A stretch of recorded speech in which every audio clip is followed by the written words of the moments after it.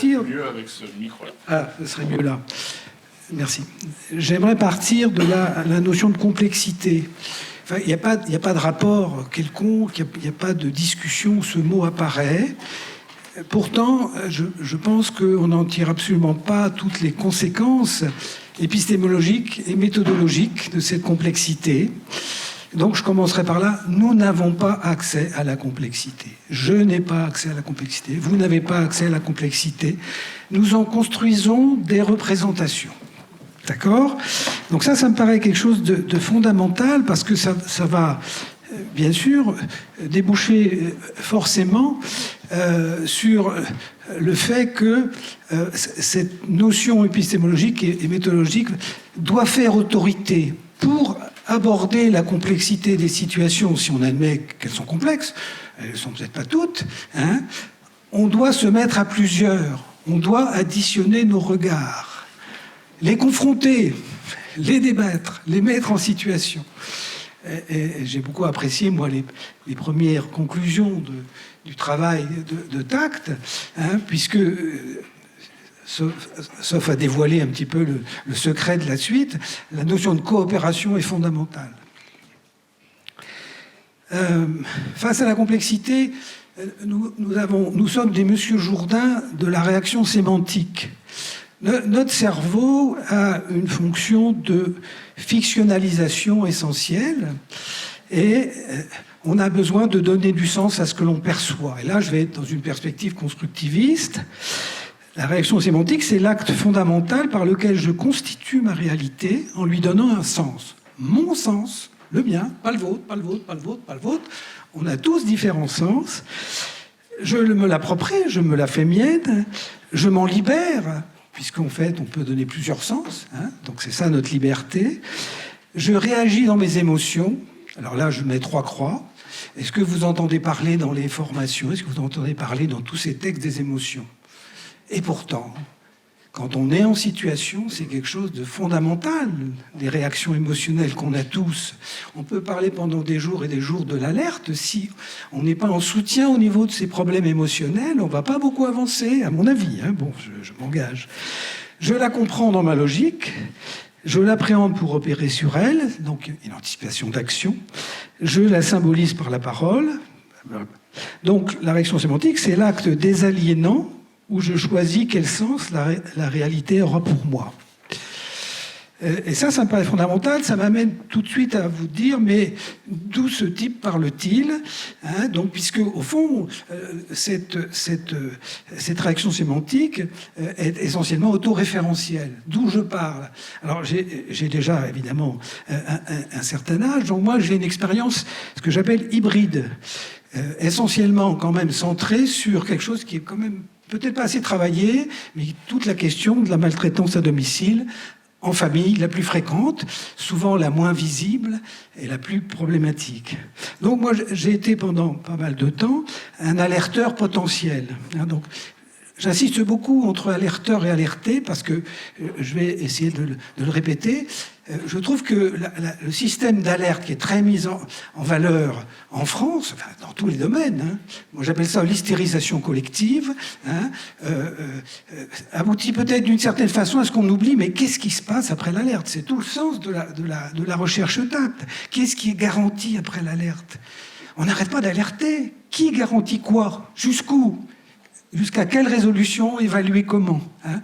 Et moi, je voudrais insister sur cette notion-là, parce que, oui, l'alerte, bien sûr qu'elle est nécessaire, mais pas sans, effectivement, une garantie de suite. Donc, alerteur potentiel, donc moi, je suis psychiatre, je suis clinicien de terrain, et j'ai, pendant presque 30 ans, été dans une équipe de psychiatrie de la personne âgée, essentiellement centrée sur l'ambulatoire et la communauté.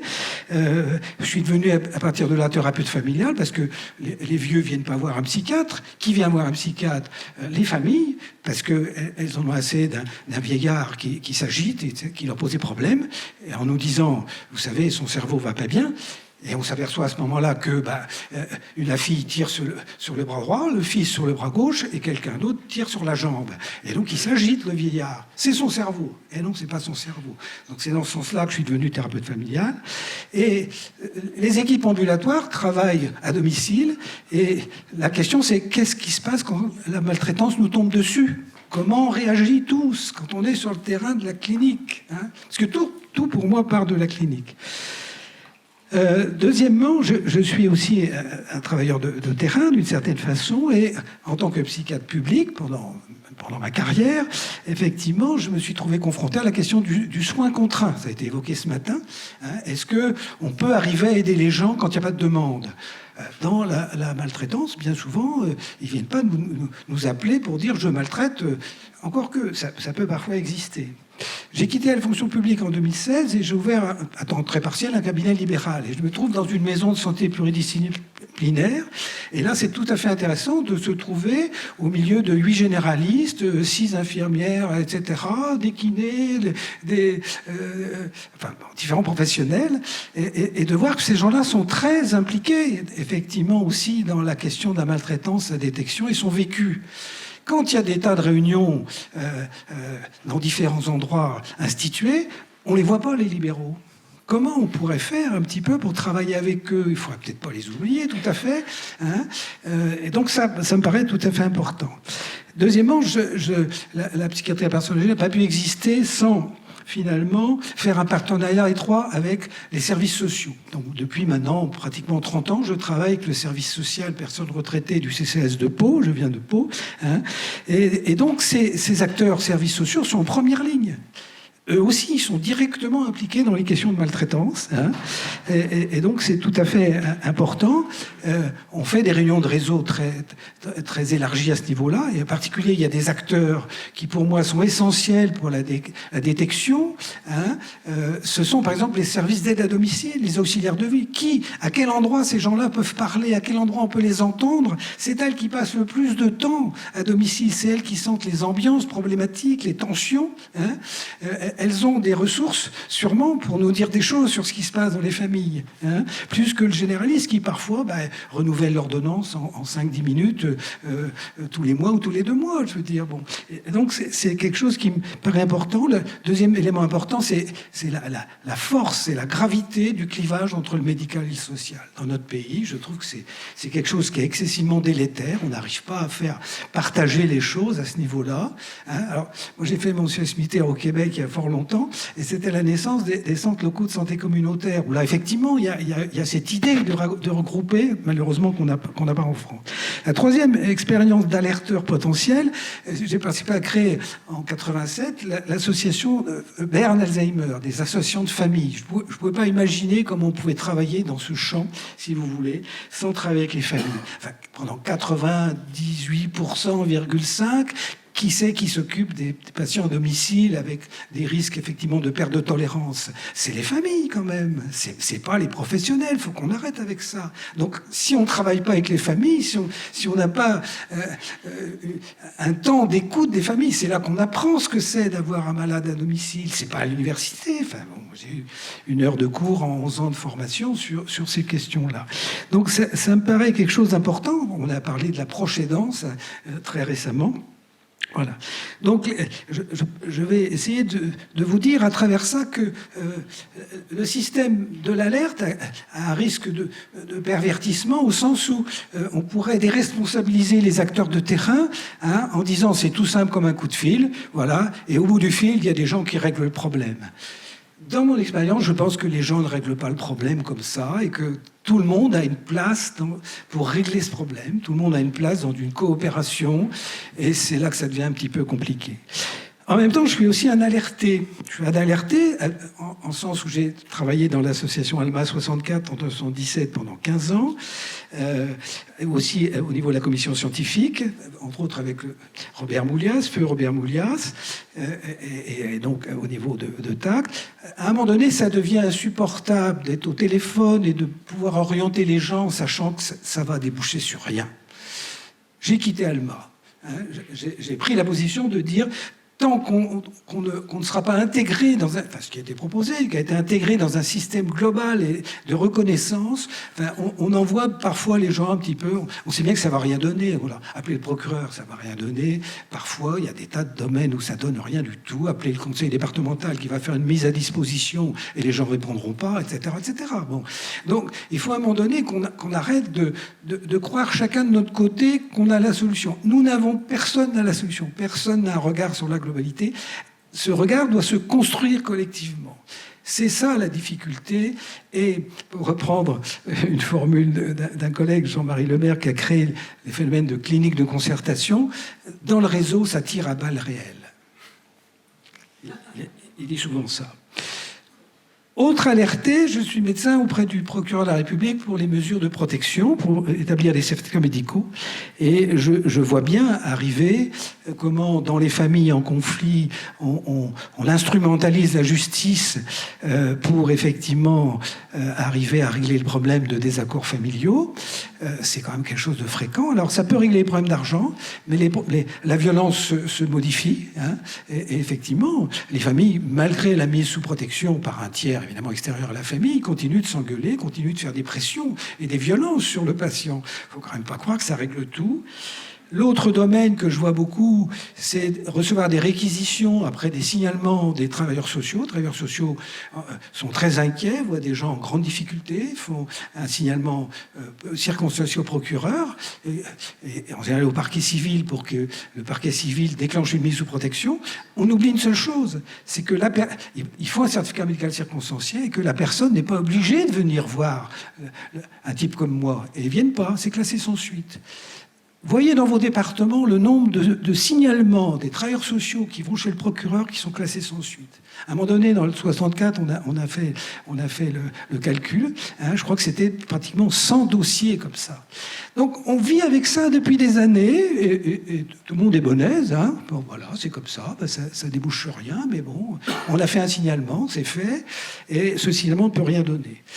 Donc moi, je pense que je voudrais, à travers ce que je dis, militer pour pas d'alerte de signalement sans garantir la présence, un accompagnement et un accompagnement des intéressés jusqu'à résolution, évaluer comment, à définir.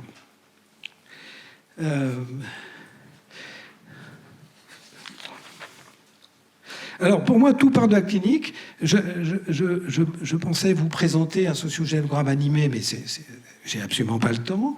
Donc, je vais vous présenter simplement... C'est là, je crois, qu'il faut faire. Une petite slide comme ça pour vous expliquer. Donc c'est quoi Alors, le sociogénogramme, c'est une pratique des cliniques concertation, donc qui a été créée par Jean-Marie Lemaire. Si vous voulez avoir de l'information, c'est www.concertation.net. Donc d'habitude on crée ce sociogénogramme avec les intéressés qui convoquent les professionnels, hein, qui sont activés effectivement par les situations de détresse multiples, qui sont des situations qui apparaissent dans le champ du social, dans le champ de l'économique, dans le champ de la pédagogie, dans le champ du soin, dans le champ de la justice, etc. Donc ils sont effectivement... Et vous savez bien comment ça se passe. Je veux dire, on peut se renvoyer d'un guichet à un autre les gens, puisque chaque guichet n'aborde pas la globalité. Hein. Chaque guichet il regarde son petit bout de fil, voilà, puis il dit ah ben non, après nous c'est plus moi, il faut avoir les autres. Donc c'est un peu compliqué ces choses-là. Qu'est-ce que c'est que cette situation que je vous présente ? Ben, c'est la situation d'une maman qui est maltraitée par sa fille. Le papa est mort, la fille a un compagnon avec qui elle ne vit pas, ils sont tous les deux au RSA. Et là, vous avez je vois plus... Vas-y. Là, vous avez un cabinet infirmier et on reçoit un appel à Alma d'une infirmière sur 3 qui nous dit j'ai mis dans ma voiture de force ce matin la vieille dame pour l'amener aux urgences. Je suis allé à la gendarmerie et je vous appelle. Ça fait 3 ans que ça dure, qu'elle est maltraitée. Ça fait 7 ans que je la connais et ça fait 3 ans qu'on n'arrive pas à résoudre les choses. Hein, et la maltraitance, effectivement, se continue. Alors, qu'est-ce qu'il y avait dans la situation ? Il y avait une assistante sociale qui est là, qui a disparu, on ne sait pas pourquoi. Déontologie logiquement, les assistants sociaux, quand ils quittent une situation, ils proposent quelqu'un d'autre. Je ne sais pas pourquoi, là, ça n'existe pas. Elle est en conflit avec la fille. Vous avez un médecin généraliste qui a une vision, lui, il est au courant de la maltraitance, mais il a une vision différente. Il dit, c'est parce que la fille est fatiguée, il faut que la maman aille en hébergement temporaire. Vous avez un service d'auxiliaire de vie qui est là 3 jours sur 7, qui n'a rien vu. Vous avez un kiné qui voit la dame 2 fois par semaine, qui n'a rien vu. Vous avez un ambulancier qui lui a vu. Vous avez une fille qui est suivie pour des troubles mentaux et pour une addiction dans un CMP qui dit secret médical circulé, il n'y a rien à voir. Voilà. Donc cette infirmière nous appelle, elle est très mal, hein, elle est en grande souffrance, une grande souffrance au travail. Hein. On a parlé, ce matin, j'ai envie de parler du fait que les gens ne faisaient pas d'alerte. Moi, je pense qu'un des phénomènes explicatifs, c'est ce que j'appelle l'impuissance apprise. Quand vous êtes sur le terrain, vous avez fait 1, 2, 3 alertes qui ne donnent rien, ben vous alertez plus. Vous trouvez que ça suffit comme ça, hein, parce qu'il ne se passe rien après, si vous voulez. Donc, il y a un risque comme ça, si on ne donne pas des solutions lisibles et concrètes, que les gens, ben, ils alertent plus, hein, ils sont en difficulté. Voilà. Donc, il y a eu un appel au 917, etc. J'essaie d'aller un petit peu vite parce que j'ai pas beaucoup de temps. Alors, une fois que la situation est prise en charge par la justice, donc gendarmerie, procureur. Alors, ce qui est intéressant dans cette situation, c'est que je suis à la fois un alerté ALMA, mais je suis également un acteur de terrain. C'est-à-dire que je suis encore à l'époque responsable de l'équipe mobile de gérontopsychiatrie et je travaille étroitement au niveau d'ALMA, mais à PAVIM, c'est l'association Pyrénées des victimes, si vous voulez.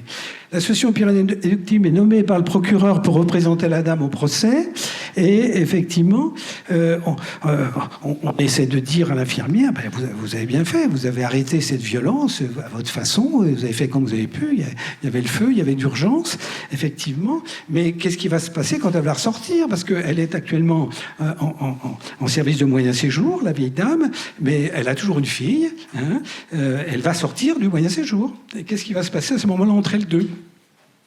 Et donc ça, c'est notre souci essentiel de voir comment on va pouvoir se résoudre effectivement cette question-là. L'infirmière libérale nous dit, écoutez, moi, je vous passe le relais, j'en peux plus. Ça fait 3 ans que je suis mal là-dedans. Ça fait 3 ans que j'essaie de convaincre cette vieille dame qu'on signale. Et cette vieille dame a fini par lui dire, oui, ma fille me frappe, mais surtout ne le dites pas. Enfin, c'est le grand classique. Enfin, les relations familiales sont prioritaires sur les relations avec les bons travailleurs sociaux que nous sommes. D'accord? C'est plus important. Vous savez bien que les enfants maltraités par leurs parents sont toujours loyaux à leurs parents. Les vieilles dames maltraitées par leurs enfants sont loyales à leurs enfants. Hein, et c'est pas parce que nous, on est des gens très gentils qu'elles vont suivre nos bonnes recommandations. Elles ne le font pas. Donc voilà, l'infirmière a été coincée là-dedans. Donc je passe un peu vite là-dessus. Donc le procès a lieu, la vieille dame étant SSR, étant moyen séjour. Donc il apparaît dans le procès qu'effectivement cette fille a maltraité sa mère, elle lui a tiré les cheveux, l'a tapé, il y a des échymoses partout, médecin légiste. Elle l'a mis à moitié nue au milieu de la cour, elle lui a versé des seaux d'eau glacée dessus, elle l'a laissé dehors en hiver. Enfin, il y a plein de choses comme ça qui apparaissent après l'enquête de gendarmerie que nous on connaît pas, bien évidemment. Hein. Et deuxièmement, on se dit, mais il faut qu'on prenne contact avec cette vieille dame. Veut-elle revoir sa fille? Est-ce que cette fille veut revoir sa mère? Où elles en sont leurs relations? Donc là, le système de la PAVIM demande, après relation avec l'équipe hospitalière, si effectivement il est possible que, en tant qu'équipe mobile de gérontopsychiatrie, on aille voir. La collègue gériatre que j'appelle dit, mais c'est pas la peine, cette dame est complètement démente, il faut la placer tout de suite. Hein, et donc cette dame va effectivement être placée. L'infirmière libérale nous avait dit qu'elle avait encore son discernement. Hein, et ce passage-là, bon, alors moi j'évoque avec la gériatre, je dis, mais il y a du post-traumatique. Là. Cette dame, elle vient de s'effondrer parce qu'on l'a retirée de force de chez elle. Bon, pour la sauver, on est bien d'accord, peut-être vitalement, mais en même temps, elle n'est pas bien. Donc la gériatre ne veut pas l'entendre, la femme est mal, bon, bah, ça c'est comme ça. Hein. Donc elle sera mise en maison de retraite et elle va décéder 5 mois plus tard. J'ai essayé d'évaluer un petit peu ce qui s'est passé. La fille est allée la voir, et effectivement, l'a accompagnée et jusqu'à la fin de sa vie. Donc voilà. Qu'est-ce qu'on peut penser de tout ça, de ce travail qu'on a fait? Est-ce que ça vous satisfait? Vous avez des questions sûrement, mais vous n'allez pas avoir le temps de les poser. Je suis désolé. Donc on est devant la vision unique de l'infirmière de ce que j'appelle le réseau ad hoc qui est autour, hein, et cette infirmière finalement montre comment ça dysfonctionne et qu'elle a tenté une coopération qui n'a pas été possible, chacun restant ou absent ou dans sa position, et on n'arrive pas à avancer. Je vais essayer d'aller vite là. Tout le monde a de bonnes raisons à avoir le sentiment qu'il a bien fait son travail, il n'y a pas de problème, je veux dire. Tout le monde a bonne raison. Le CMP a sûrement une relation fragile avec cette fille qui a une addiction et donc qui ne veut pas ouvrir le secret médical, sinon ça va casser, etc. Enfin, tout le monde a de bonnes raisons. Sauf que ça ne change rien. Hein. Et on a été frappé, je vois Guillaume à l'autre bout, dans les situations qui ont été amenées à tact au début, hein, il y a du traumatisme vicarien. C'est-à-dire que les acteurs qui ont amené des situations sont des situations impossibles, des situations de grande violence qui n'avancent pas, où il y a 6, 7, 8 institutions autour, ça n'avance pas. Enfin, vous avez sûrement des expériences de cet ordre-là. Qu'est-ce qu'on voit effectivement? Donc c'est un réseau ad hoc en crise pour moi, la crise du réseau ad hoc, difficulté de communication, pas d'organisation, pas de hiérarchie, pas de méthode, des confusions temporelles, urgence, pas urgence, le gériste pense que c'est pas urgent, l'infirmière c'est urgent, elle l'embarque aux urgences effectivement, hein, et donc les décideurs finalement sont dans l'incapacité de prendre des décisions utiles en lieu et temps usuel. Le procureur, lui décide qu'il faut qu'elle aille en maison de retraite. Moi je l'ai au téléphone, il dit il faut qu'elle aille en maison de retraite, cette dame-là, point, c'est tout. Est-ce que c'est la bonne solution? Est-ce qu'il y avait d'autres solutions? C'est quand même des questions qu'on est obligé de se poser, si vous voulez. Comment on peut regarder ça? Alors, il y a une deuxième approche, moi, qui m'a beaucoup apporté depuis une quinzaine d'années, c'est l'approche contextuelle de Ivan Bozolominadji. C'est un nom un peu difficile à prononcer. C'est un psychiatre d'origine hongroise aux États-Unis, qui est un thérapeute familial, et qui dit « Nous ne pouvons nous empêcher de penser nos relations entre proches en termes de justice ou d'injustice, d'attente d'équité, de réciprocité. » Il appelle ça l'éthique relationnelle, si vous voulez. Hein. Chacun... Dans toute relation familiale, chacun a le droit à ce que ses intérêts personnels soient pris en compte de façon équitable et multilatérale. Donc la question c'est quel est le type de relation finalement que cette fille a avec sa mère? On n'en sait rien, c'est parfaitement invisible. Hein. Ce qu'il y a de sûr, c'est que dans l'entrée en dépendance est une sollicitation massive des ressources familiales. Cette fille elle s'occupe de sa mère pendant 15% ou 98% du temps, si vous voulez. Hein. Qu'est-ce qui ferait que, dans la balance de justice d'une relation, qu'est-ce qui ferait qu'elle donnerait autant? Est-ce que c'est juste qu'elle donne autant? A-t-elle des limites? Est-ce que c'est juste que la maman qui a fait un AVC demande autant à sa fille ou pas? Hein? Et où est la limite?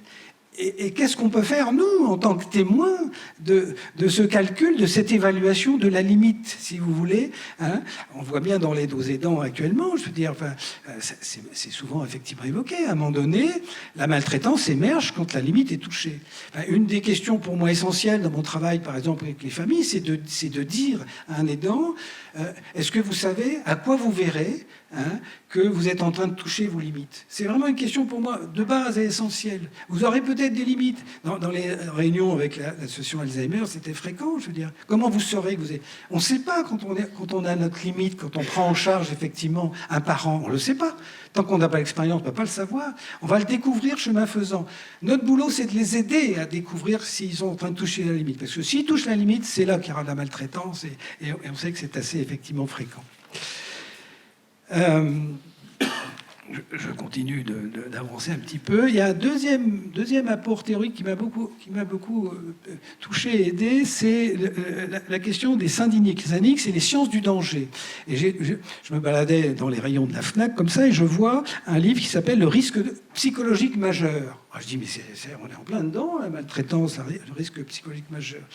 Alors, ce mouvement-là vient d'un autre mouvement qui s'appelle le risque technologique majeur, qui a démarré en 80, où différents scientifiques de tous bords ont étudié des catastrophes écologiques. Donc Flexborough, Seveso, Amoco Cadiz, Three Mile Island, Bhopal, Tchernobyl, Challenger, récemment Fukushima. Donc les gens ont travaillé là-dessus. Et qu'est-ce qui ressort de façon fondamentale de ces études? Les ultimes causes des catastrophes, à quelques moments qu'on se situe dans le processus de leur survenue, impliquent toujours ce qu'on appelle des erreurs humaines et des troubles du fonctionnement relationnel et institutionnel. D'accord? Ça, c'est la technologie. On pourrait peut-être l'appliquer quand même à la psychologie familiale. C'est un petit peu ce que moi j'ai essayé de faire, si vous voulez. Donc je passe assez vite là-dessus. Y a-t-il des méthodes pour intervenir avant que les situations à risque ne deviennent catastrophiques et irrémédiables? Comment protéger des acteurs qui se trouvent dans une situation de risque psychologique majeur alors qu'ils n'en ont pas conscience, à la fois les intéressés et parfois les professionnels, d'une certaine façon. Donc il y a cette crise qui va poser la question du changement. Arrêter la maltraitance, moi j'appelle ça un changement. J'ai passé ma vie à voir des gens qui viennent me dire « vous ne pouvez pas nous aider à changer ?» Je fais ce que je peux, évidemment. Donc le changement, ça m'intéresse beaucoup. Et il peut être libre, choisi, c'est l'idéal, mais il peut également être contraint. En psychiatrie publique, on est face à ces choses-là. Il n'y a pas de changement, pour moi, sans interaction humaine directe avec les gens. D'accord? Donc il faut des interactions humaines directes pour que ça change. Je passe. Il me reste un petit peu de temps.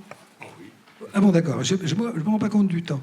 Alors, les syndyniques m'apportent trois choses. Ils nous apportent la notion de situation syndynique. La situation syndynique, c'est un champ avec limite de temps, limite d'espace. Là, on est dans une situation à risque. Donc, une vieille dame fait un AVC. Effectivement, elle rentre en dépendance. Et donc, il y a une situation, une prise en charge par une fille. Il n'y a pas de famille autour. Il y a des professionnels qui n'arrivent pas à coopérer. Et donc, jusqu'à la mort, il y a une situation à risque. Elle est d'ailleurs plus à risque, puisque vraiment, il y a eu une maltraitance avérée, effectivement.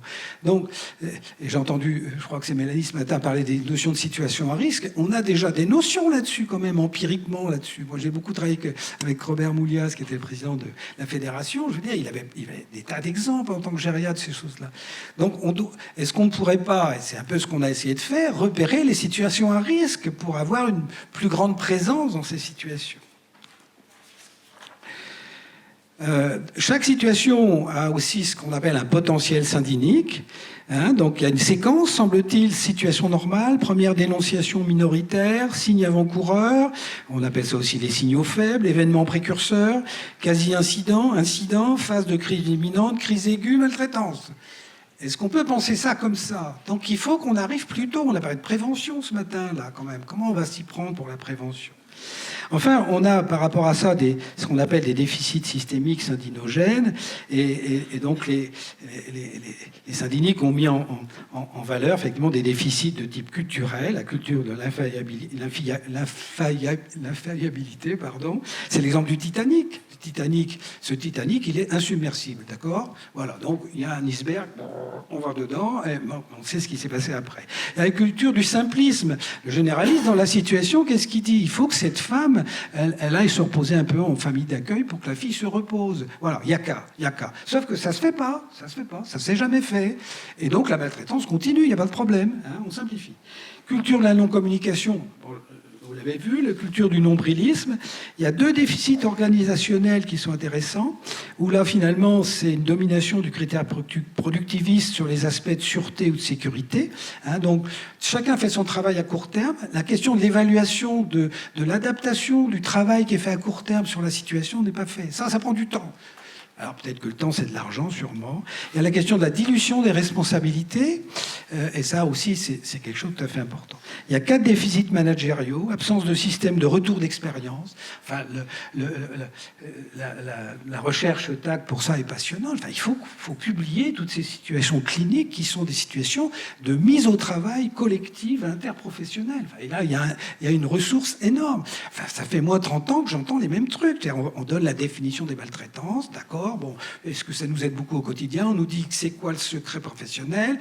C'est quoi voit les obligations par rapport au truc. Voilà. Ça fait 30 ans que j'entends ça dans les formations, mais c'est pas ça qu'il faut faire. Il faut que les gens, de manière interprofessionnelle, soient confrontés à des situations uniques et des vraies situations et travaillent autour de ça. Absence de procédure écrite. Et ça, c'est quelque chose aussi important. Absence de formation des personnels au sein d'INIC, absence de préparation aux situations de crise, et en particulier, constitution de forces de réflexion rapide en cas de crise. Bon, je passe sur une notion qui s'appelle l'hyperespace du danger. Je passe sur les critères, effectivement, pour une situation de crise, ils sont connus. Alors, qu'est-ce qu'on a fait, nous, au niveau d'ALMA?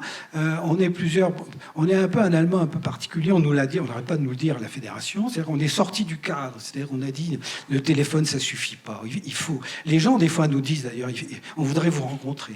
Donc, on a fait une petite équipe mobile, et on a dit, on va aller rencontrer les gens, d'une certaine façon. Donc, on s'est fait un peu engueuler au niveau de la fédération internationale, mais on s'en fout, parce que ça suffit d'être au téléphone et de proposer des choses qui ne marchent pas.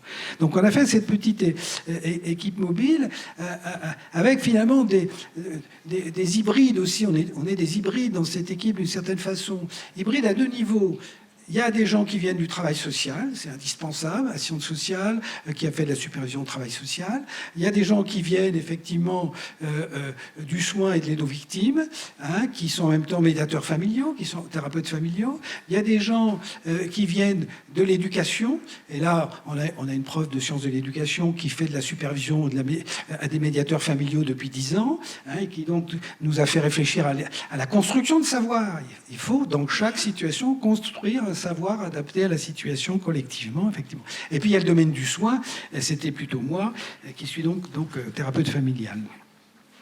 Qui peut proposer ça? Ça, c'est le modèle de la clinique concertation. À un moment donné, il faut arriver devant une situation à risque à faire une énonciation de notre inquiétude et de l'obligation de travailler collectivement. Par rapport à cette question-là, je trouve qu'il faut qu'on soit peut-être un peu plus raide là-dessus. La réflexion méthodologique fait qu'on doit travailler collectivement sur la complexité. Et là-dessus, je pense que moi, j'attends ça aussi des autorités qui garantissent... Voilà.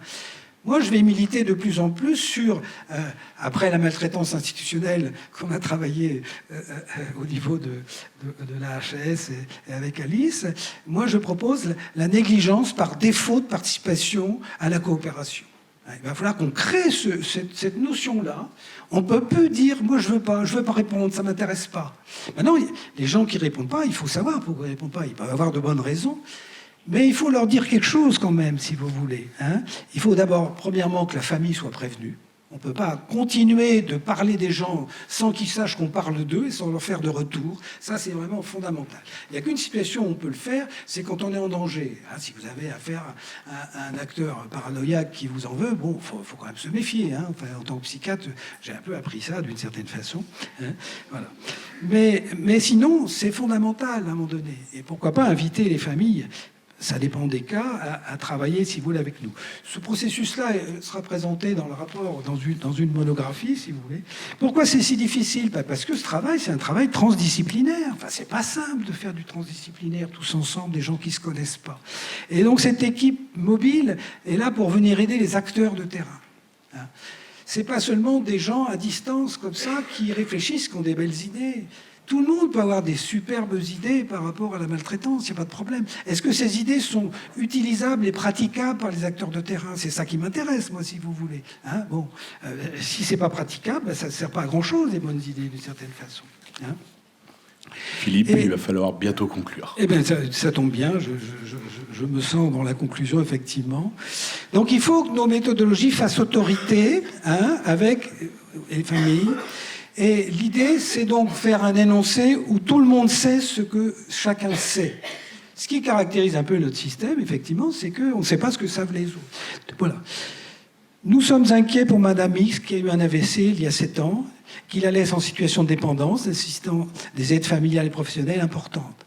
Madame X souhaite continuer à vivre à son domicile, y rester le plus longtemps possible, peut-être y mourir d'ailleurs. Bon, elle ne nous l'a pas dit.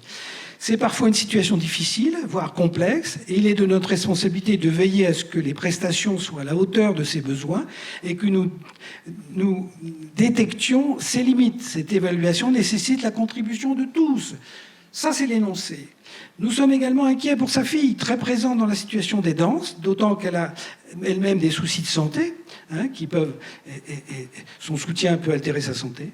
Comment, là encore, collectivement, l'aider à repérer comment elle touche ses propres limites. Par ailleurs, nous constatons un antagonisme de projet entre Madame X, restée chez elle jusqu'au bout, et sa fille qui veut la mettre en maison de retraite. Ce conflit-là, par isomorphisme, il a gagné le réseau. C'est ça l'isomorphisme. On a connu ça dans les histoires familiales et schizophréniques. C'est-à-dire qu'il y a du conflit dans le réseau et le conflit gagne, dans la famille, il gagne le réseau. Et on se met à s'engueuler dans le réseau. Évidemment, c'est comme ça que ça se passe. Qu'est-ce qui pourrait aider? Alors, est-ce qu'il suffit de se mettre autour d'une table pour que ça marche? J'ai envie de dire non. C'est comme si, est-ce qu'il suffit de mettre une famille autour d'une table et puis on peut décréter que c'est une thérapie familiale? Je dis non. Il faut une théorie. Et moi, j'aime bien une théorie que vous connaissez peut-être déjà, qui est la théorie du don et contre-don, à partir de l'essai du don de Marcel Mauss. Donc, le don et le contre-don permet un contrat social, est fondé sur la réciprocité, permet d'appartenir à la société et d'avoir une reconnaissance. Le don et le contre-don est surtout la base d'un logiciel libre de s'investir dans un projet commun. Donc ça me paraît, moi, important qu'on ait peut-être ça en tête quand on travaille. Donc il y a un cycle symbolique du don, demander, donner, recevoir, rendre. Il y a un cycle diabolique, vous verrez ça dans un bouquin d'Alain Caillé, Extension du domaine du don. Ignorer, prendre, garder, refuser. Le paradigme du don, dit Alain Caillé, n'est pas une machine à souffler des solutions, mais à inspirer des questions. Il nous reste, je finis, à remercier cette famille qui nous a mis au travail et qui nous oblige effectivement à réfléchir, à trouver des solutions. C'est les familles qui nous mettent au travail et il faut les remercier. Merci à vous.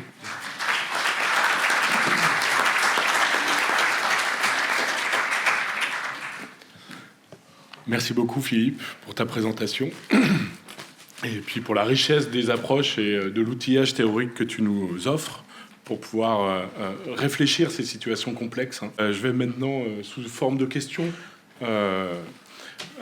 présenter Laurent Frémont, donc, qui a monté un collectif Tenir la main, et j'aimerais que vous nous présentiez ce collectif, dans quelle situation, en tout cas dans quel contexte il a été monté. Oui, bonjour à tous. Donc moi, je suis bien moins expert et j'ai beaucoup moins d'expérience que la plupart d'entre vous. Mais j'ai été rattrapé par ce sujet des maltraitances en novembre 2020, donc en contexte de deuxième vague de Covid, où donc mon père a été hospitalisé et placé dans une forme d'isolement parce que à l'époque, il y avait un certain flou sur les règles d'accès aux patients. Et donc il a passé les dernières semaines de sa vie seul, et j'ai pas pu lui faire mes adieux ni avant ni après son départ. Et donc après le choc de cette mort soudaine et surtout cachée, j'ai pris le temps de réfléchir un peu sur tout ce que ça impliquait. Et c'est là où je me suis rendu compte que notre droit était insuffisant en termes d'accès des proches aux personnes hospitalisées et aux résidents en établissement. Et donc ça m'a conduit à écrire une tribune que j'ai fait paraître dans Marianne en février 2021, dans laquelle je proposais l'instauration d'un droit opposable aux visites des proches pour que plus jamais des personnes ne partent seules. Et à la suite de cette tribune, j'ai reçu vraiment énormément de témoignages de gens qui avaient vécu la même chose que moi et qui voulaient en parler. Et d'ailleurs, derrière cette question de droit de visite, enfin de visite des proches, il y a un peu 3 sujets différents mais qui se complètent. Il y a tout simplement la visite en établissement de santé ou en établissement médico-social. Donc là, on a eu de nombreuses situations donc, d'isolement, perçues même comme des incarcérations parfois pendant la crise Covid, et avec des syndromes dits de glissement pour les personnes âgées. Il y a la question particulière des visites en fin de vie, la question de l'adieu, l'adieu au visage, des derniers adieux, qui a été extrêmement forte, et toutes les questions qui ont trait aux funéraires, donc tous les soins mortuaires qui ont été interdits pendant plusieurs mois, les mises en bière immédiates, etc., dont on a peine à mesurer les effets collectifs. Parce que très concrètement, pendant plusieurs mois, des personnes ont été enterrées nues dans des housses mortuaires sans qu'on puisse leur apporter les derniers soins, et en particulier pour les personnes religieuses, les personnes croyantes, sans qu'on puisse leur faire les derniers rites mortuaires. Et donc c'est à la suite de ça qu'on a créé le collectif Tenir ta main le 17 mars 2021 pour les 1 an du premier confinement. Et notre premier objectif, c'était vraiment de sensibiliser à cette question qui était un peu cachée pendant la période. Et vraiment, je ne vais pas revenir sur le bien fondé de ces mesures, parce que c'est un autre débat, mais vraiment sur les impacts de ces mesures de confinement sur les proches. Et donc on a lancé un appel à témoignages qui nous a permis de recueillir 10 000 témoignages de personnes. Et je ne vais pas vous les lire parce que ça me fait toujours quelque chose, mais vraiment des témoignages poignants de gens qui avaient toujours du mal tout simplement à se remettre de la violence institutionnelle qu'ils avaient vécue. Et donc on a médiatisé ces témoignages, on les a fait lire par des acteurs pour en fait donner la parole à ceux qui n'avaient pas de voix parce qu'ils avaient vraiment l'impression d'être méprisés. Notre deuxième champ d'action, c'est qu'on s'est attaché à soutenir les victimes et leurs proches par un soutien psychologique, un soutien juridique. On a organisé des concerts de requiem. On a organisé un mémorial où les gens pouvaient justement afficher des photos de leurs proches, un peu pour leur rendre le visage que la société leur avait confisqué. Et enfin, on s'est attaché à avoir un but précis qui était de faire changer la loi, puisque, encore une fois, la loi était insuffisante en termes de droit de visite. Donc la loi et aussi les protocoles, parce qu'on était à une époque où il y avait, comme vous le savez, beaucoup de protocoles sur les visites, notamment en établissement de santé et dans les EHPAD.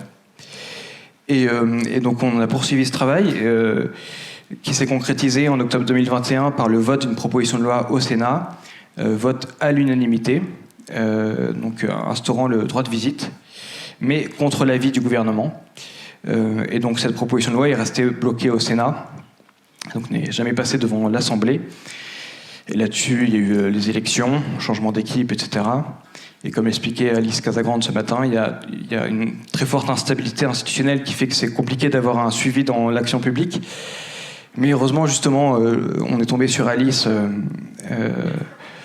peu après son entrée en fonction chez Jean-Christophe Combes. Et c'est elle qui a décidé de prendre ce sujet à bras-le-corps, sachant qu'on était vraiment à la sortie de la crise sanitaire. Mais il y avait deux phénomènes qu'on voyait. Le premier, c'est qu'il y avait une certaine perpétuation des comportements, c'est-à-dire qu'on avait pris l'habitude, pendant le confinement, de restreindre l'accès aux proches dans les établissements. Et ça se poursuivait, pour le coup, sans aucun motif sanitaire. Et le deuxième aspect, un peu plus difficile à cerner, mais il y avait vraiment l'impression d'un non-dit sur cette période, l'impression d'un mépris, l'impression d'une parole qui avait été ignorée par les pouvoirs publics.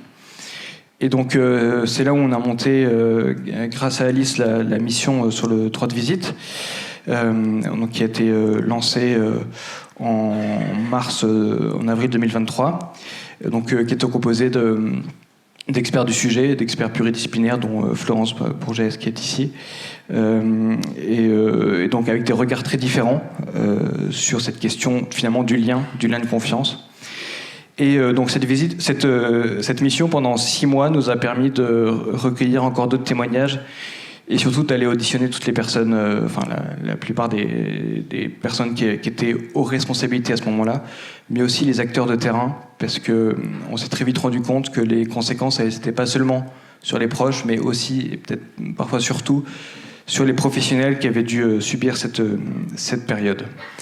Et donc, c'est une mission qui a été principalement axée sur la thématique des EHPAD, puisque la question des établissements de santé posait encore d'autres questions sanitaires, notamment en tout ce qui est réanimation, etc. Donc là, c'était vraiment axé EHPAD. Et moi, ce qui m'a marqué avant tout, c'est vraiment ce traumatisme non résolu, cette forme de tabou qui s'était instauré. Enfin, on n'a pas eu de problème pour rencontrer les gens, parce que les gens avaient besoin de parler, besoin de revenir sur cette période.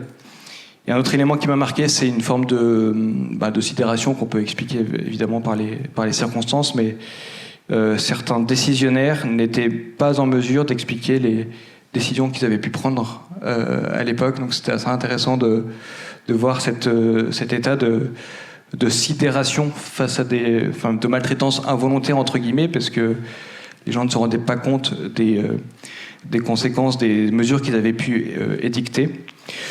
Et évidemment, sans surprise, on s'est rendu compte qu'on avait là le révélateur de causes plus anciennes, plus profondes. Donc évidemment, je ne vais pas revenir là-dessus, mais l'agisme, la prépondérance d'une vision technicienne du soin, le biopouvoir, le culte du protocole, du règlement, etc. Donc voilà, c'était un peu une manière de condenser, de synthétiser des mots auxquels on assiste depuis plus longtemps, mais c'était une manière aussi de les révéler, cette crise. Et les bonnes surprises, c'est que on a eu connaissance d'actes de résistance éthique, entre guillemets, de personnes qui ont désobéi, qui ont résisté à leur direction, qui ont résisté aux protocoles gouvernementaux. Et donc finalement, on voyait que le bon sens et un minimum d'humanité pouvaient prévaloir, même en situation d'urgence. Et enfin, dernière bonne nouvelle, c'est vraiment de voir la force du collectif, dans un contexte particulier, hein, mais la force du collectif face aux insuffisances des pouvoirs publics, avec un rôle de lanceur d'alerte qui consistait vraiment à donner la parole à des gens qui, encore une fois, avaient été extrêmement marqués par des règlements perçus comme injustes, parfois vexatoires, en tout cas traumatisants. Et donc on a formulé plusieurs recommandations, évidemment, dans ce rapport qu'on a remis en novembre 2023. La principale recommandation, c'est évidemment de redécouvrir le sens de la visite, de la présence à l'autre. Mais plus concrètement, on a proposé de changer la loi pour faire reconnaître un droit de visite. On a proposé de reconnaître ce qui s'était passé par un événement mémoriel qui, comme vous le savez, ne s'est toujours pas produit, mais qui s'est produit dans la plupart des pays concernés. On considère qu'il est de la responsabilité de l'État de reconnaître que certains agissements n'ont pas été conformes à la dignité humaine, et donc tout simplement d'avoir l'humilité de reconnaître que tout n'a pas été parfait dans la gestion de la crise. On pourra y revenir peut-être, mais c'est vraiment une question qui me semble centrale pour justement tirer les leçons de ce qui s'est passé. On a proposé, je ne vais pas revenir là-dessus, d'améliorer les voies de médiation et de recours, en prenant notamment les travaux des États généraux des maltraitances. Il y a beaucoup de bonnes intuitions qui nous semblaient intéressantes. Et on formulait aussi plusieurs recommandations pour infléchir les pratiques professionnelles et par l'appropriation d'une éthique appliquée. Mais avant tout, ce qu'on a souligné, c'est qu'il faut chercher une alliance des vulnérabilités. Donc finalement un triangle des vulnérabilités évidemment de la personne qui par son âge ou sa maladie ou autre est vulnérable, vulnérabilité du proche qui est désemparé et vulnérabilité de l'institution et des soignants qui, comme vous le savez, sont aussi maltraités par le système. Et donc finalement tout ça c'est conclu par le vote d'une mesure dans la proposition de loi Bien vieillir, il y a quelques mois, donc après 3 ans de mobilisation exactement. Une disposition qui vient légaliser un droit de visite quotidien dans les établissements de santé et dans les établissements médico-sociaux, sans information préalable de l'établissement. Donc ce droit est absolu en fin de vie, nul ne peut le contester. Et la loi prévoit désormais qu'en cas de crise, en cas de pandémie, parce qu'évidemment il ne s'agissait pas d'être dans une forme d'irresponsabilité, mais en cas de pandémie, ce droit peut être aménagé, mais avec des voies de recours, d'information, de concertation, etc., pour sortir de l'arbitraire. Parce que là, on avait vraiment des situations où on avait été simplement face à une porte fermée, que les visites sont interdites, sans concertation avec les instances éthiques, sans concertation avec les usagers, avec leurs proches, etc. Mais peut-être donc c'est quand même une forme de victoire d'être arrivé au vote de cette loi, même si évidemment il faut maintenant qu'elle soit intégrée dans les pratiques, et on a encore malheureusement des retours qui nous montrent que c'est pas forcément le cas. Il faut que cette loi soit appropriée par les citoyens. et peut-être deux axes d'ouverture. Je pense qu'on a besoin de recherche sur cette période, parce que là, on a fait avec nos petits bras ce qu'on pouvait pour revenir sur ce qui s'était passé, mais il y a besoin, je pense, de plus de littérature, pour essayer de comprendre tout simplement ce qui s'est passé. Et il y a aussi la nécessité, je pense, de revenir sur la nécessité du lien. Parce que c'est important que les lieux soient ouverts aux visites, mais à travers les visites aux regards extérieurs, parce qu'on sait très bien que l'isolement, le huis clos sont propices aux maltraitances. Et donc, avant tout, le fait d'ouvrir au maximum les établissements, mais aussi le domicile, aux regards extérieurs, aux intervenants extérieurs, pour pouvoir déceler les maltraitances. Et enfin, on a beaucoup parlé de droit de visite, et c'est vrai qu'on nous a beaucoup reproché dans cette affirmation d'un droit, mais sans être dans l'injonction morale, sans être dans une forme d'imprécation. Je pense qu'il faut aussi parler de devoir de visiter nos proches. Merci.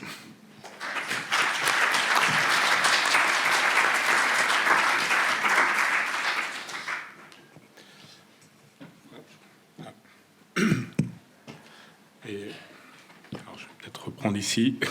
J'avais juste une question sur, de votre point de vue, comment cette question du droit de visite a été perçue du côté des établissements. Est-ce que vous avez des retours du point de vue de l'association sur ça? C'est perçu comme une intrusion, comme un regard sur les pratiques professionnelles, comme aussi une manière de mettre de la vie dans les établissements?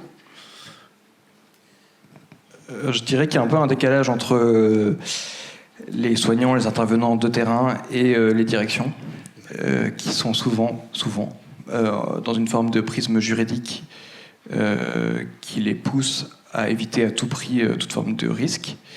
Et donc c'est ça qu'on a pu ressentir dans les auditions, une forme de décalage, et d'ailleurs qui se ressent beaucoup dans les témoignages sur la période.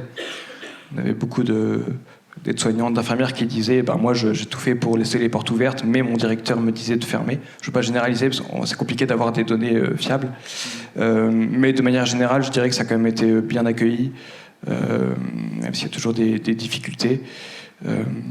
Ça a été bien accueilli parce que justement on y voit là une manière d'associer davantage les proches, et on sait bien que c'est une éternelle question dans le médico-social notamment, et donc une manière au-delà de la loi, de réaffirmer la place des proches au sein des établissements et au sein de la vie tout simplement des personnes accueillies. D'accord. Merci beaucoup. Merci beaucoup. On va maintenant accueillir Franck Egbel qui va parler justement de l'intérieur des établissements. Franck, je vous laisse vous présenter, en tout cas présenter la fondation pour laquelle vous parlez aujourd'hui. Oui, bonjour. Donc, je suis Franck Egbel, je suis le directeur général de la Fondation Pluriel. La Fondation Pluriel, c'est une fondation reconnue d'utilité publique qui accompagne 4000 personnes en situation de handicap, essentiellement des troubles du neurodéveloppement, des personnes dépendantes et également des personnes en situation de fragilité sociale.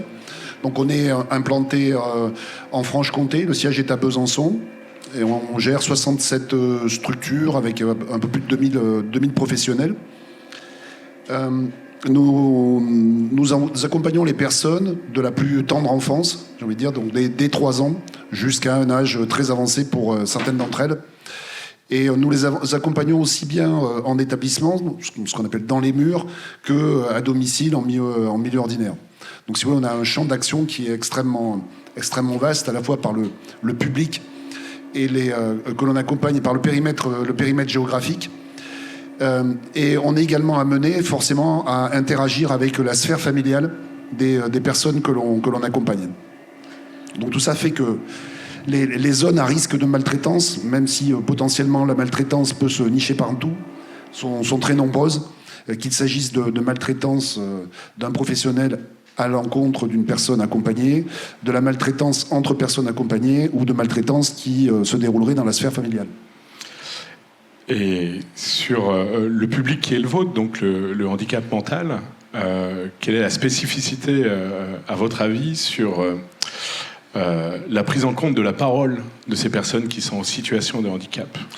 Alors ça, effectivement, c'est un sujet essentiel, puisque la première des difficultés, c'est que les personnes qu'on accompagne ont des difficultés à s'exprimer. On a même des personnes que l'on accompagne qui ne s'expriment pas du tout, des personnes polyhandicapées, par exemple, à tel point que lorsqu'elles ont une souffrance, elles ne peuvent pas l'exprimer, et il faut la déceler à travers un changement de comportement. Voilà. Par exemple, une rage de dents, on n'arrive pas à le savoir si on ne fait pas une visite...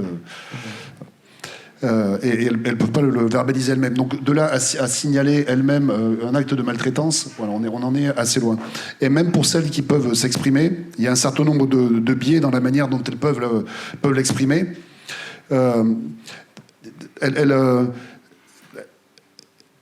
Il est vraiment nécessaire lorsqu'elles nous... Le recueil de la parole des personnes est vraiment une étape importante dans toute la procédure. Souvent, il faut leur faire répéter, leur faire préciser les faits. Parfois, leur demander de désigner les parties du corps qui ont été concernées par l'acte de maltraitance, voire leur demander de mimer un petit peu. Donc ça peut être assez douloureux pour elles, mais ça permet en même temps d'arriver à préciser un petit peu la nature des faits. En tout cas, ce qui est vraiment très important, j'en reparlerai un peu plus tard, c'est que lors de cette étape du recueil de la parole des usagers, il faut rester le plus neutre possible et ne pas guider, ne pas orienter, ne pas influencer, notamment sur les témoignages. Parce qu'effectivement, ça peut ensuite pervertir toute la suite de la procédure.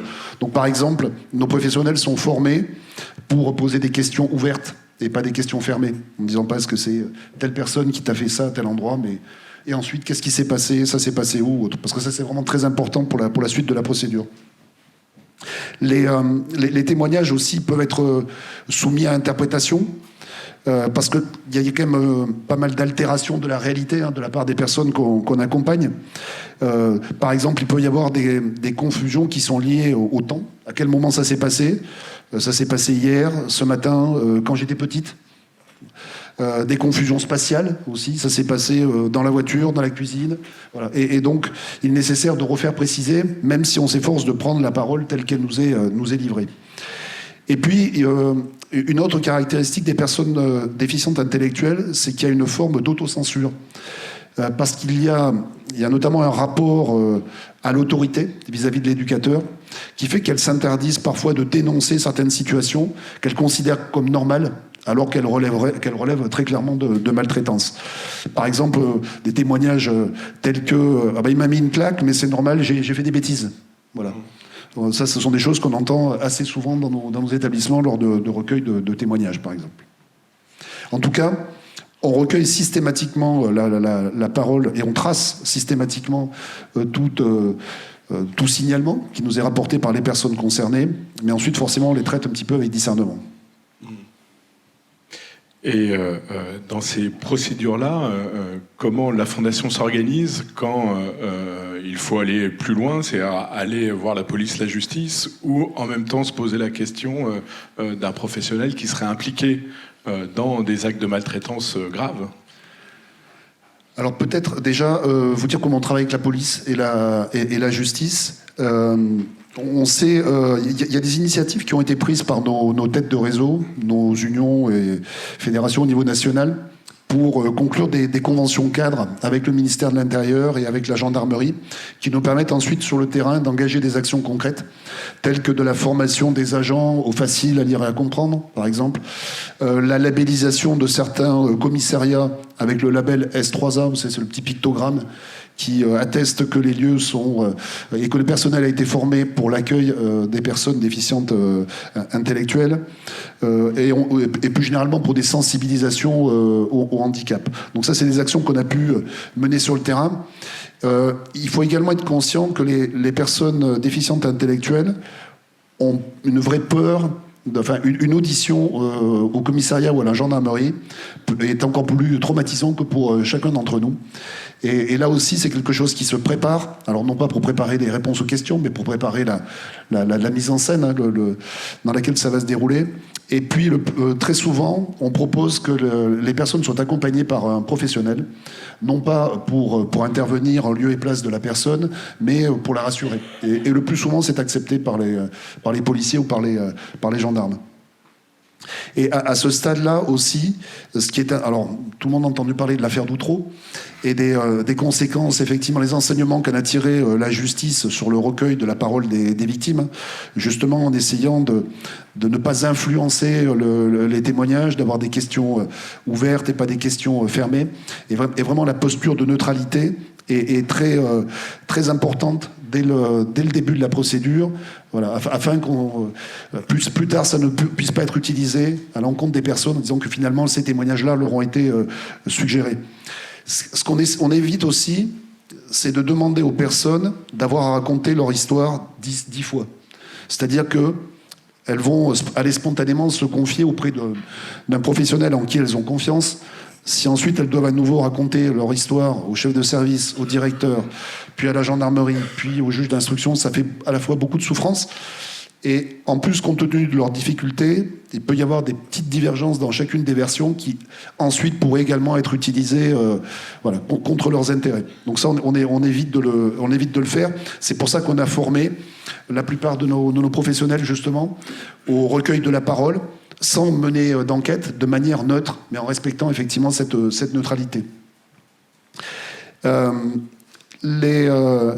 que je peux vous dire aussi par rapport à la justice, on vient juste d'engager la même démarche que celle qu'on a engagée auprès de la police et de la gendarmerie pour aller rencontrer les magistrats et également les sensibiliser au handicap, au facile à lire, à comprendre et autres.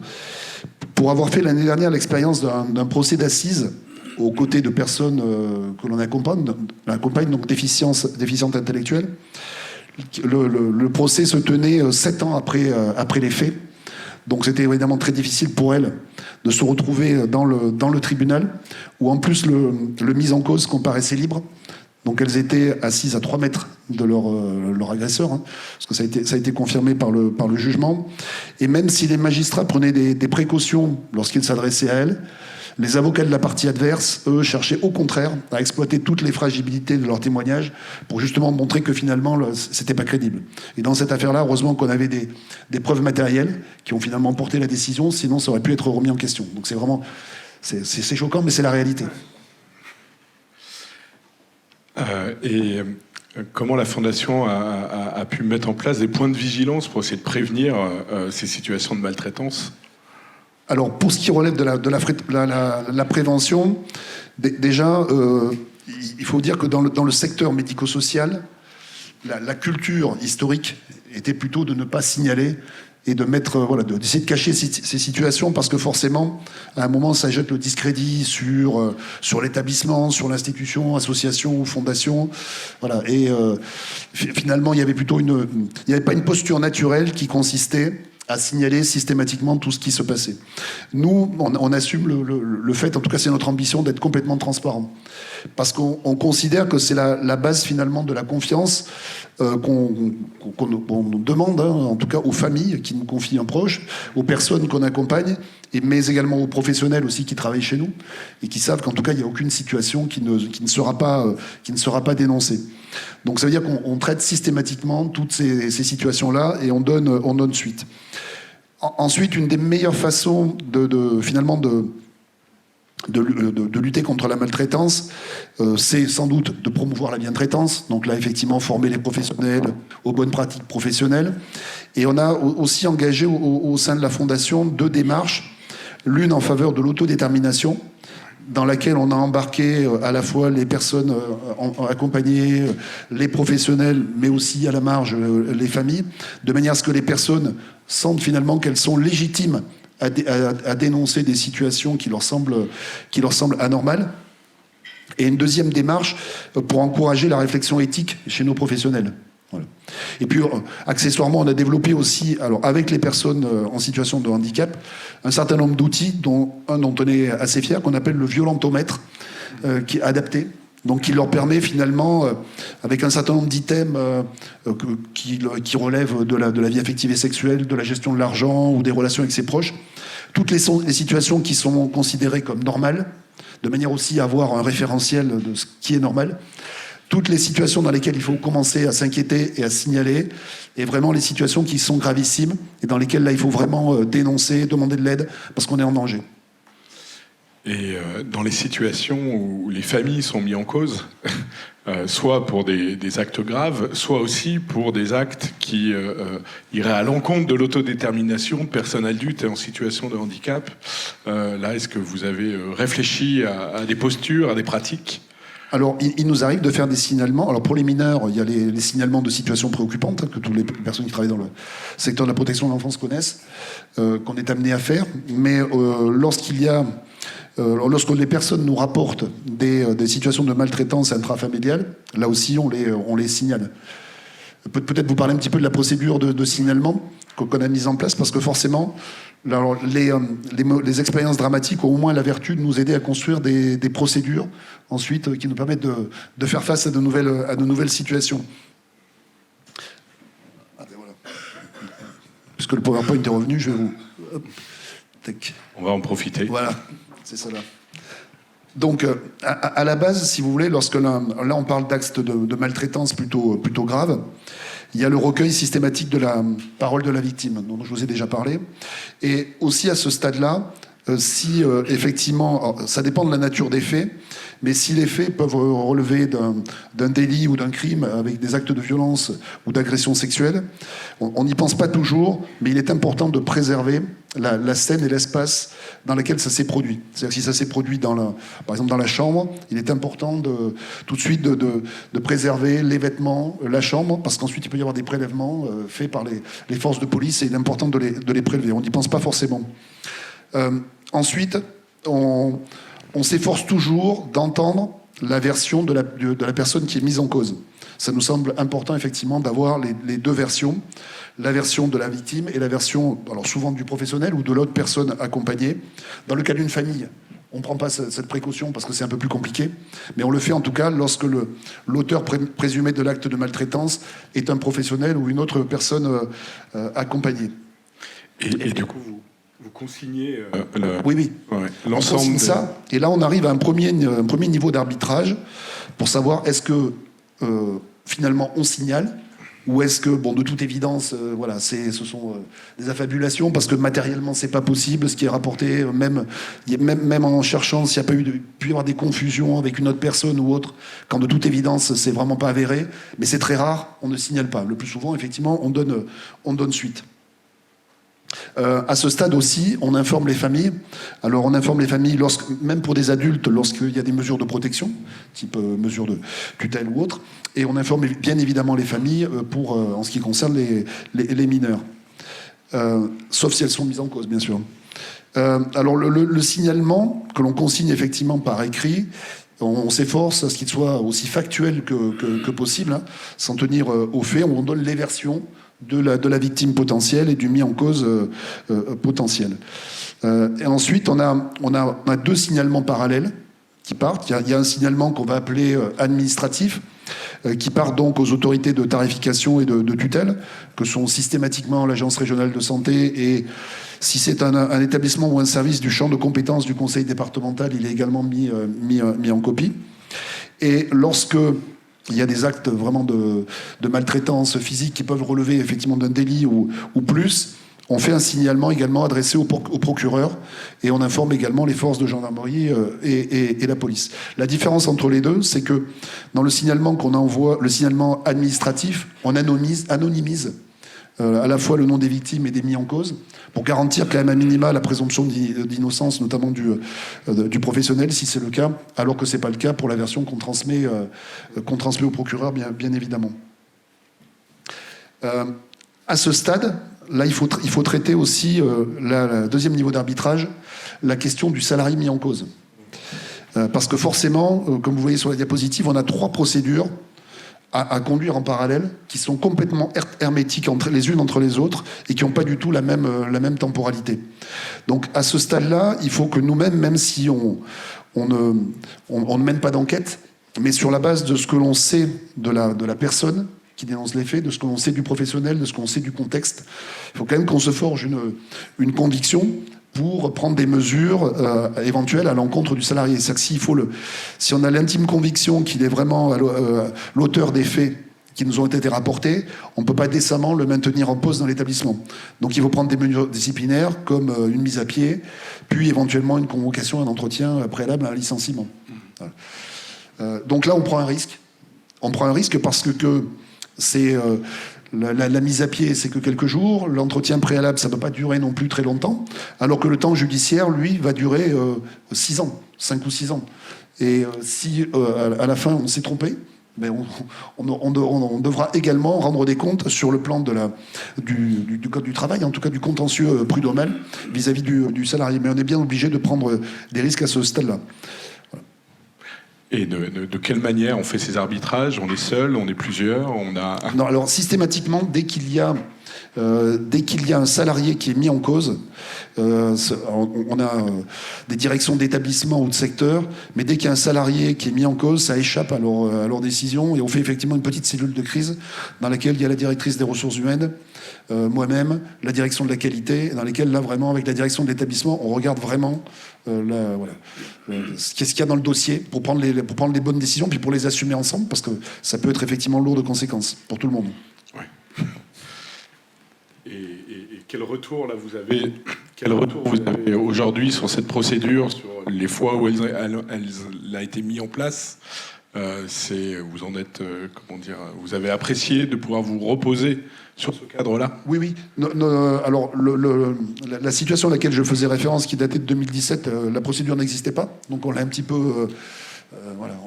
on a avancé en marchant, mais on n'a pas commis de grosses erreurs dans la façon dont on a traité le dossier. Et puis, depuis, on a été amené à gérer quelques situations de maltraitance graves où on n'a plus appliqué cette procédure, et ça fonctionne bien. Merci beaucoup. Je vous en prie.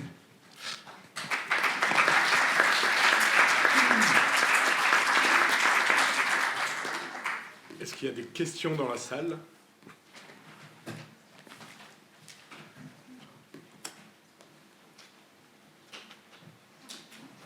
Alors les questions peuvent aller aux 3 intervenants. Bonjour, donc c'est une question pour vous, Monsieur Egbel. Donc je suis Sabrina Loison, je suis coordinatrice du centre Rhône-Alma, donc qui est le centre 3917 sur le Rhône. J'aurais une question par rapport à la procédure. Quelle place vous donnez aujourd'hui au Conseil de vie sociale par rapport à ça, puisque maintenant ils ont aussi une possibilité d'étudier, de regarder ce qui se passe au niveau des déclarations d'événements indésirables, dont les maltraitances sont inclus dedans. Donc on parlait de participation aussi des proches et des personnes usagées. Merci. Alors, ça, j'ai oublié de le préciser.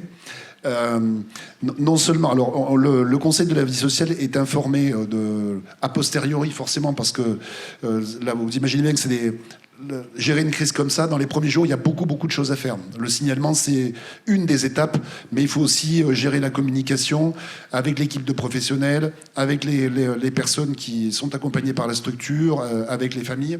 Et effectivement, on en informe à l'issue le Conseil de la vie sociale. Et on a mis en place au sein de la Fondation une autre instance qui est un petit peu notre CRSA à nous, qu'on appelait le CQFD, Comité Qualité, Flux et Droits des Usagers, qui est une instance de saisine pour tous les usagers et familles d'usagers accompagnés par la Fondation, donc qui peuvent saisir cette instance avec un formulaire en facile à lire et à comprendre, lorsqu'ils estiment que leurs droits ne sont pas respectés ou qu'ils ont été victimes d'un acte qui relèverait de la maltraitance. Et on fait 2 réunions par an de cette instance, et on rebalaye systématiquement tous les EIG qui ont eu lieu au cours des 6 mois écoulés, au titre du retour d'expérience. On balaye tous les courriers des familles, on analyse ça en toute transparence avec les membres, dont font partie d'ailleurs les présidents de CVS. Merci beaucoup. Bonjour, moi c'est soignant dans un établissement de santé sociale. Je tenais d'abord à dire merci à l'ensemble de l'équipe TAC et puis les invités aussi. Et je suis très ravi de savoir qu'il y a un certain nombre de personnes dans l'homme qui font un boulot formidable. Et sur le sujet de maltraitance, qui est déjà un sujet très complexe, au vu même de la définition. Je n'ai pas vraiment une question, mais je voudrais parler d'un truc parce que je me rends compte que, au-delà de tout ce que vous avez dit, il y a comme un problème politique. On a beau trouver des solutions, mais on trouvera toujours... je ne sais pas si c'est votre constat, mais à un moment, on est bloqué. Quand je parle de politique, je parle de l'administration en général. Ça peut être au niveau comment dire ça, au niveau de l'établissement, à un niveau un peu plus haut. Est-ce que pour vous ne pensez pas qu'associer la politique à tout votre...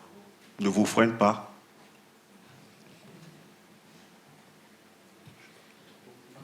Alors la question, c'est est-ce que associer la politique aux travaux n'est pas freinant? C'est-à-dire que j'imagine, est-ce qu'il n'y a pas des freins des hommes et des femmes politiques, ou en tout cas des décideurs, sur la maltraitance? Est-ce que je traduis bien vos propos?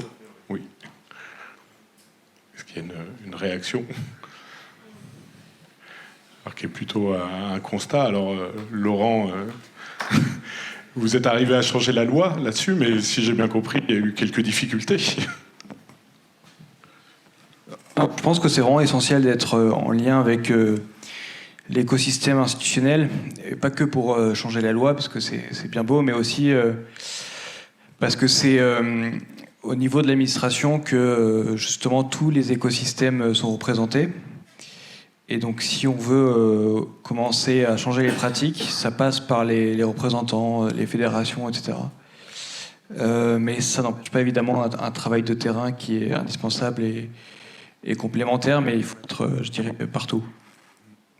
Alors, sur la recherche taxe, c'est vrai qu'on a eu dans les situations tout un certain nombre d'exemples que j'ai évoqués rapidement ce matin, où les acteurs décideurs, en fait, sont des freins au signalement.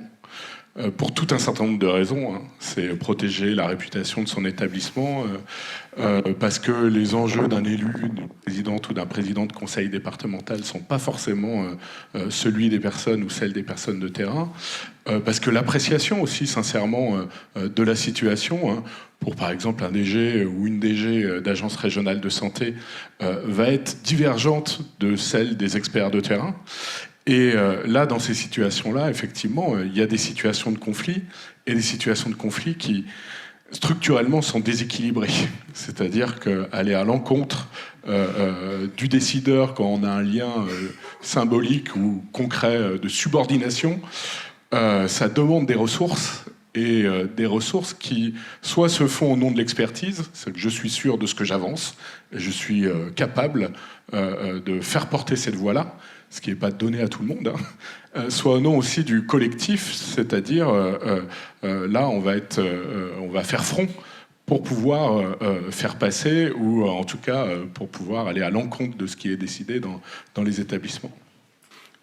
Oui, par rapport à la question, effectivement, je crois que l'essentiel, c'est d'obtenir, du côté du politique, de l'expérimentation. Donc on défend beaucoup ça. La DGCS, l'an passé, avait envoyé une proposition d'expérimentation qu'on a postulée. On a été retenu là, au niveau de la part, et j'ai été auditionné. Et puis d'un seul coup, ça a disparu. Voilà, donc il y a eu des raisons politiques, financières. Enfin, encore que c'était pas des, on nous donnait pas d'argent.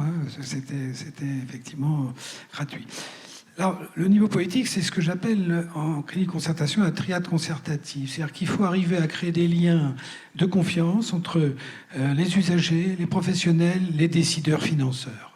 Et ça, c'est un domaine, vous savez bien, les triangulations, il y a toujours un cocu dans un triangle comme ça. Il faut arriver à ce que les trois puissent effectivement être en confiance. C'est pour ça, par exemple, dans la part, on doit laisser trace de notre travail. On ne va pas, nous, en tant que professionnels de santé ou de l'aide, passer notre temps à demander de l'argent et des moyens si on ne rend pas compte. On doit rendre compte. Alors, il y a un deuxième aspect par rapport à ça, c'est qu'on a une obligation de moyens, mais pas de résultats. Et c'est toujours difficile pour les décideurs de dire on va faire confiance aux acteurs de terrain, mais rien n'est garanti.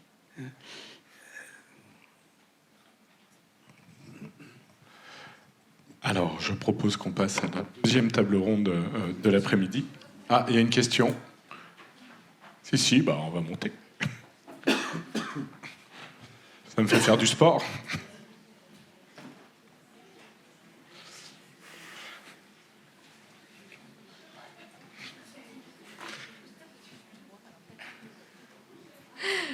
Bonjour, alors moi je suis cadre dans un service de néonat maternité. Je connais pas du tout l'adulte vulnérable parce que j'ai toujours travaillé qu'avec des enfants. Par contre, je connais bien les enfants vulnérables. J'avais juste deux choses qui me tenaient à cœur de dire. Monsieur Fremont, vous avez parlé pendant la période Covid. Alors, c'est pas du tout comparable, mais en maternité, on a eu aussi des papas qui n'ont pas pu assister et des mamans qui ont été en difficulté au moment de au moment de leur accouchement. Alors, c'est pas du tout comparable avec ce que vous avez vécu, mais n'empêche qu'à moindre échelle, c'est des moments de la vie des gens qui ont été clairement retirés. Donc ça, c'est vrai que je suis pas sûre qu'il y ait eu à un moment donné des réflexions autour de cette question, en tous les cas, autour de ce qu'on a pu faire vivre à ces couples et à ces familles. Voilà, avec des mamans qui restaient seules pendant 2-3 jours, enfin voilà. Donc, mais après, les soignants les ont bien accompagnés, hein, mais n'empêche qu'il y a quand même une partie de leur vie qui leur a été retirée, je pense. Et puis, je voulais parler en ce qui concerne les maltraitances. Alors moi, c'est plus du côté du coup de l'enfant. Ce qui est difficile pour nous, en tous les cas dans un service de néonat, il nous est arrivé récemment d'avoir des soignants qui sont alors on dit maltraitant. La maltraitance, c'était très difficile pour, en tous les cas, cette soignante de se rendre compte, mais elle n'était plus du tout bienveillante, en tous les cas, dans ses gestes, en termes de douceur. Donc les parents ont fait des plaintes parce qu'effectivement, c'était plus concevable dans son quotidien. Mais ils n'ont jamais voulu porter plainte. En tous les cas, il n'y a pas eu de juridique, mais il y a eu une décision administrative pour cette soignante, parce qu'au vu des plaintes qui avaient été portées par les parents, c'est ce qui s'est passé. Mais voilà, quand il n'y a pas de plainte de la part des usagers, en tant qu'administration, en tous les cas en tant qu'établissement, c'est toujours, on sait jamais, entre guillemets. En tous les cas, moi en tant que cadre, ça m'a posé de nombreuses questions. C'était pas une plainte, mais n'empêche que ils n'ont pas porté plainte au niveau juridique.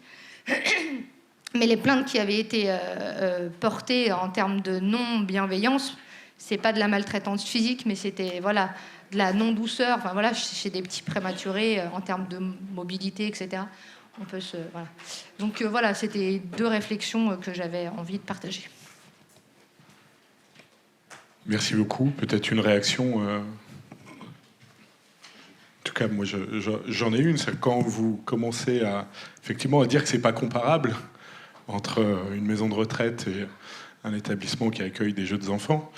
C'est que souvent la question de la maltraitance ne se pose pas en ces termes de comparaison. Et que le traumatisme que ça peut être de ne pas pouvoir assister à un accouchement, ou en tout cas assister à ces moments importants de la vie, en fait, n'enlève rien au fait que c'est une maltraitance ou un traumatisme. Je vous confirme qu'on a reçu aussi beaucoup de témoignages sur le début de la vie, aussi bien des mères que des pères. Et c'est assez d'ailleurs intéressant de voir que les personnes les plus isolées pendant les confinements étaient les personnes les plus vulnérables.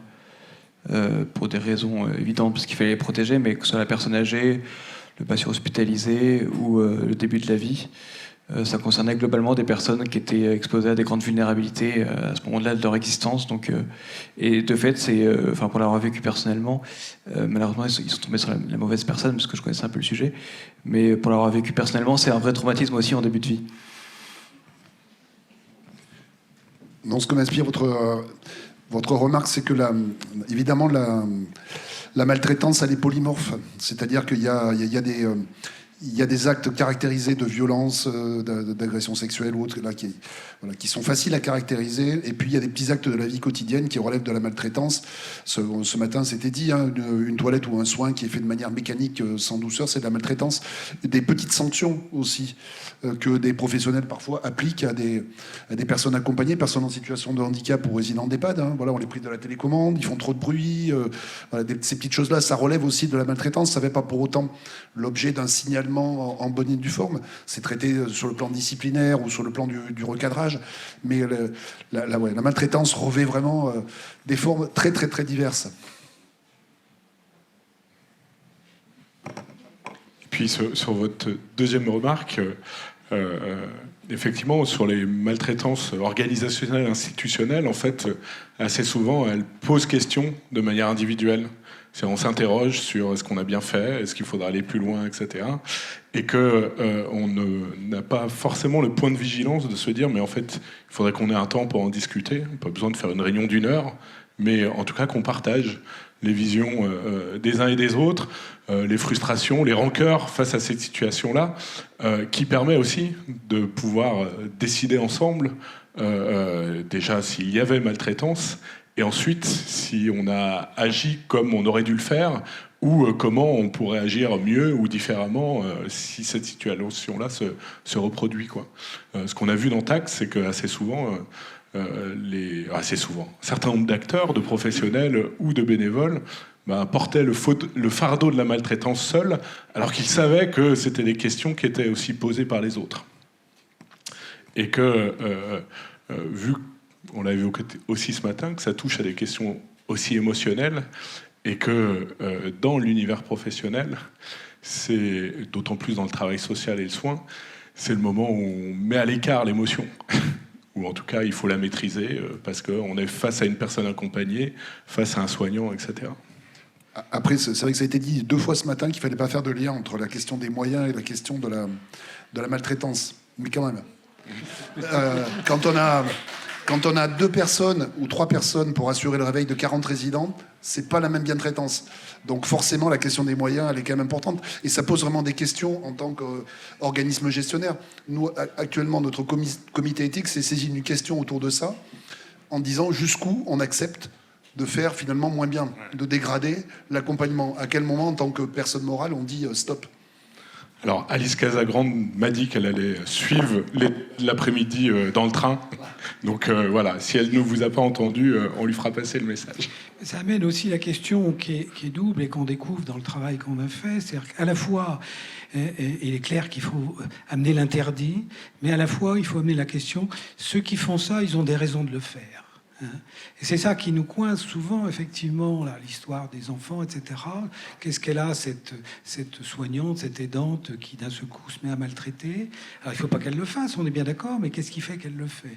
La fille dont j'ai parlé, si je vous dis, cette fille, elle nous apprend que finalement son père l'a violée et que sa mère l'a pas protégée. Ça, vous changez la vision là. Hein, elle a des bonnes raisons de s'en prendre à sa mère et de lui régler son compte avant la mort. D'accord ? Donc, vous voyez, il y a plein de choses comme ça qui sont difficiles à travailler et qui sont à travailler d'une certaine façon cliniquement, si vous voulez, et qu'on ne peut pas, dans le tout ou rien de la loi, régler. Hein, il y a aussi des choses qui doivent s'élaborer petit à petit, pas à pas, par petites touches. Mais en même temps, il faut que ça s'arrête. Hein, on est sous cette pression-là. Il faut que ça s'arrête. Ce que fait l'infirmière, hein, il faut que ça s'arrête. Elle embarque la dame, etc. Est-ce qu'on est satisfait? Est-ce qu'on n'avait pas pu faire mieux? Moi, en tant que thérapeute familial, j'aurais eu envie qu'on fasse autrement. Mais bon, c'est pas comme ça que c'est passé. Merci beaucoup.